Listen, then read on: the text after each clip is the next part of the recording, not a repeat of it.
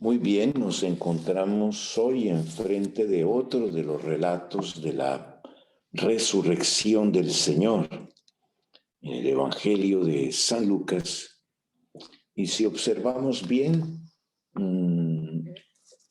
todo el hecho de la resurrección, el relato se preocupa porque veamos el realismo mismo. No es una invención humana, no es simplemente una ilusión de los apóstoles, es algo que ellos pudieron constatar también porque se apareció el resucitado y el resucitado les da los signos de que es el mismo que estuvo crucificado. Una de las realidades más importantes es poder establecer esta identidad. Es el mismo crucificado el que se encuentra ahora resucitado. Y es ahí en donde el Cristo les dice: quedan dudas todavía en ustedes. Mirad mis manos y mis pies y el costado. Soy yo en persona. Es decir, hay una manera de poder identificar a este Cristo resucitado. El Cristo resucitado conserva las huellas del sufrimiento, conserva las huellas de la pasión, porque son las huellas del amor eterno, son las huellas del amor incondicional, son las huellas del amor que va al encuentro del otro y que es capaz de superar todas las barreras que nos separan para poder entrar y hacer parte de la vida de alguien. Sí, era necesario, como nos dicen las Escrituras, que el Mesías padeciera, porque es uno de los caminos más importantes en el encuentro con el otro, el que seamos capaces de ir más allá de nosotros mismos. Soy yo en persona, palpadme, daos cuenta de que un espíritu no tiene carne. O sea que la humanidad misma de Jesús está allí. Nuestra humanidad no la abandonó. Él la llevó consigo y la transformó en una realidad todavía mayor, en una realidad que vive para siempre. Y es esto lo que los discípulos y apóstoles están confirmando en las apariciones del resucitado. No fue una invención simplemente de los apóstoles, es algo real que ellos pueden palpar con sus propias manos y con sus ojos, ver e identificar a este Cristo muerto con el Cristo resucitado. Es decir, asegurar que este camino que Jesús realizó es un camino que lo lleva hacia la eternidad. Ese camino de despojamiento de sí mismo, ese camino de entrega, ese camino en el que no vivimos pensando tan solo en nosotros mismos, sino que llegamos a hacer todo y entregar todo, hasta colocar nuestra propia humanidad ante ese servicio de ir y de salir de sí y de realizar un gesto que sea capaz de ser donación, don de sí mismo, para poder entrar en esta dimensión de la eternidad a la que el Cristo resucitado entra. Es por eso que es importante esta posibilidad de identificar a este Cristo como uno solo, como una sola realidad. Este Cristo encarnado en nuestra humanidad. Es nuestra humanidad la que es llevada a esa eternidad. Y es importante ese aspecto del sacrificio, del don de sí, porque es la humanidad llevada a su extremo máximo de lo que la humanidad puede hacer. Es la transformación de nuestro ser mismo. No somos seres para la muerte. No somos seres para quedar encerrados en nosotros mismos.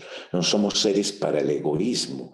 No somos seres simplemente para pensar solo en nosotros, para encerrarnos en un mundo lleno de confort y de placer, pero que no nos lleva a dar la vida, a entregar la vida. Aprender a darla, a entregarla, es la llave que abre la eternidad.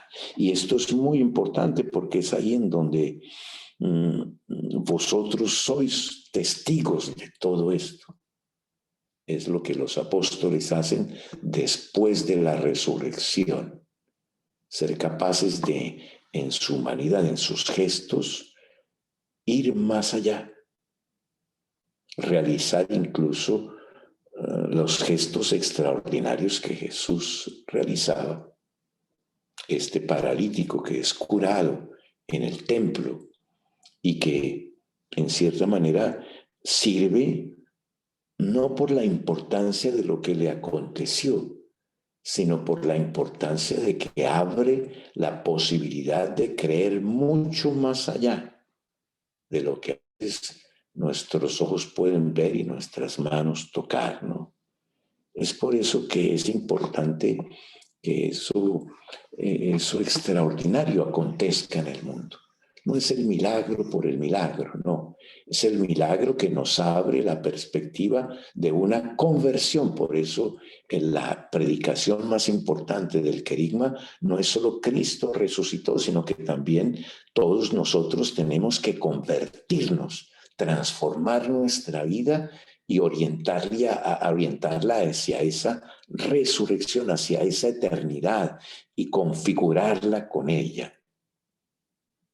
La oración es una de las realidades más importantes que nos hacen entrar como en una dimensión diferente, tener momentos de silencio para entrar en nuestra historia, para leerla, para intentar de interpretarla, para la presencia de un Dios que quiere como hablarnos, manifestarnos su amor, transformar nuestra vida, nuestro corazón. Es una actitud de escucha. La oración es un momento de silencio interior en que yo puedo entrar en una relación con alguien que está vivo y que está presente en mi propio corazón y que me llama a ir más allá de mis propios intereses, a abrir mi vida a otra perspectiva diferente de esa de alguien que queda tan solo encerrado en este mundo en una dimensión absolutamente horizontal.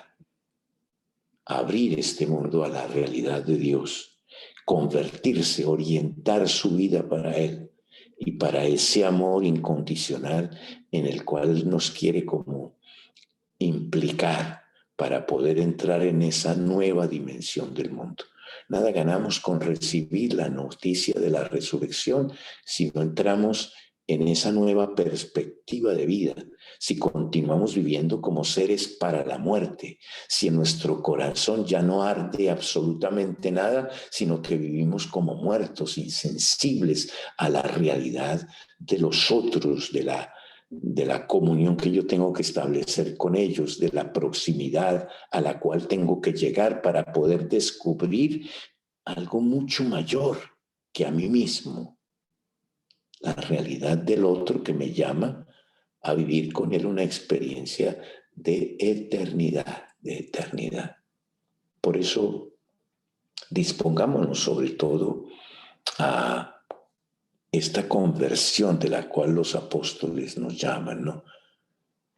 Si ellos realizan esos gestos humanos de solidaridad con el que sufre, si ellos piden a Dios que a veces las enfermedades pasen, sean curadas, que las personas puedan restaurar su vida, que puedan encontrar una orientación, un norte. Si estamos ahí como en esa dimensión nueva de un mundo con el cual nos sentimos cercanos y que nos sentimos implicados porque depende también del don de la vida que nosotros hagamos, de la profundidad con que nosotros vivamos.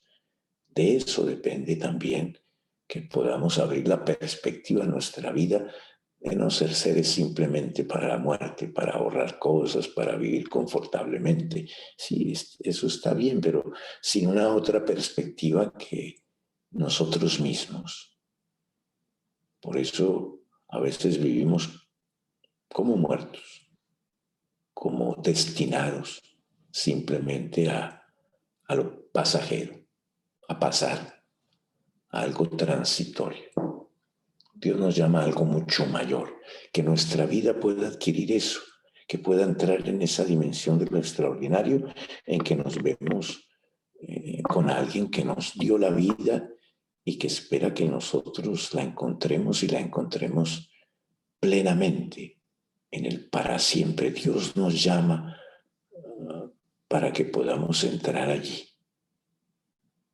Es difícil pronunciar esta palabra, de decir vamos a pasar la vida toda. Es difícil pronunciar esta palabra de decir vamos a hacer venir la vida al mundo y nos vamos a comprometer con ella y vamos a ir hasta el fin de nuestros esfuerzos para que esa vida que viene llegue a su plenitud, ¿no? Para siempre.